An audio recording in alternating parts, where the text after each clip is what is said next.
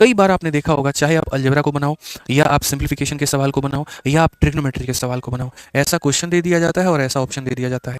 अब हमारे भाई लोग कंफ्यूज हो जाते हैं, वो ये सोचते हैं कि इसमें हम होल स्क्वायर का कंसेप्ट लगाएं, हम क्यूब का कंसेप्ट लगाएं, हम किस चीज़ का मेरे भाई यहाँ पर लगाएं। मैं अगर होता यहाँ पर तो मैं इतना तमाशा नहीं करता, मैं कंसेप्ट ऑफ जीरो अप्लाई करता, मैं किसी एक चीज़ को जीरो बना करके फटाफट सवाल को हल करने की कोशिश करता।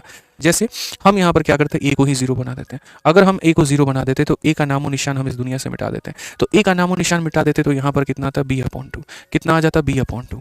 ठीक है, तो यहाँ पर मेरे भाई 3 से हमारा 3 खत्म, माइनस माइनस कितना हो जाता, तो b हो जाता, और प्लस कितना हो जाता, तो मेरे भाई 2b हो जाता।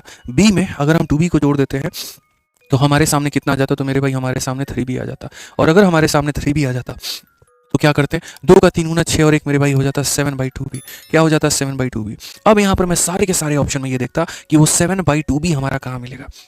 ठीक है, तो यहाँ पर ए को मैंने कर दिया 0, तो 5 × 3 मेरे भाई 15/6 भी यहाँ पर मिल रहा है। ठीक है, अगर हम यहाँ पर ए को 0 करते हैं तो यहाँ पर मेरे भाई 3b/6 यहाँ पर मिल रहा है।